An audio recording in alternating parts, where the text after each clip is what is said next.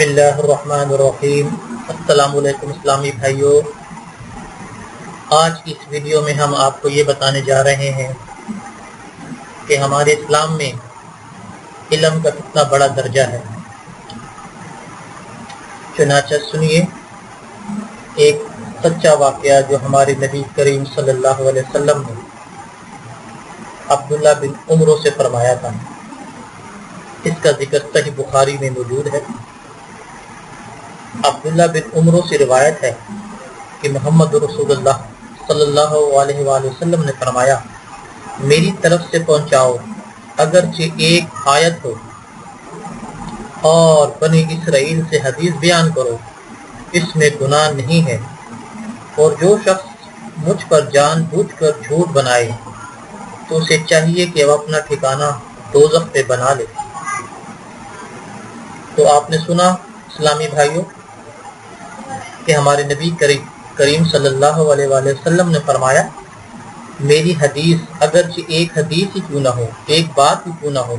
اگر وہ تحقیق شدہ ہو تو اس کو ضرور آگے پہنچانا چاہیے، لیکن اس بات کا بھی خیال رہے کہ اگر جان بوجھ کر کوئی شخص ہمارے نبی کریم صلی اللہ علیہ وسلم پر جھوٹ باندھے اور کہے کہ اللہ کے نبی کی حدیث ہے، تو ہمارے نبی کریم صلی اللہ علیہ وسلم نے فرمایا ہے کہ اسے چاہیے کہ اپنا ٹھکانہ دوزخ میں بنا لے۔ کتنی بڑی وعید ہے۔ تو میرے بھائیوں، آپ اس بات کا ضرور خیال رکھا کیجئے کہ اگر کوئی آپ میسج یا کوئی حدیث بیان کر رہے ہیں تو آپ اس کی روایت، اس کی سند، اس کو تحقیق کر لیا کریں، تاکہ ہمارے نبی کریم صلی اللہ علیہ وسلم کے بیان کے مطابق، حدیث کے مطابق آپ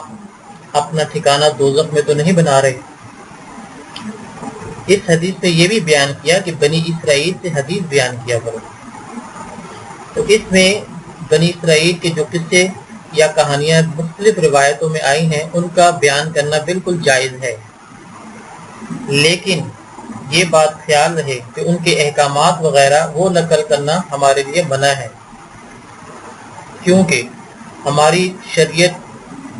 سے تمام پچھلی شریعتیں منسوخ ہو چکی ہیں، اور نبی کریم صلی اللہ علیہ وسلم کی جو شریعت ہے وہ تمام شریعتوں کو منسوخ کرتی ہے۔ چنانچہ بنی اسرائیل کی جو کہانیاں، قصے یا جو روایات آئی ہیں ان کو بیان کرنا جائز ہے، لیکن احکامات وغیرہ نقل کرنا بالکل ناجائز ہے۔ تو اللہ ہمیں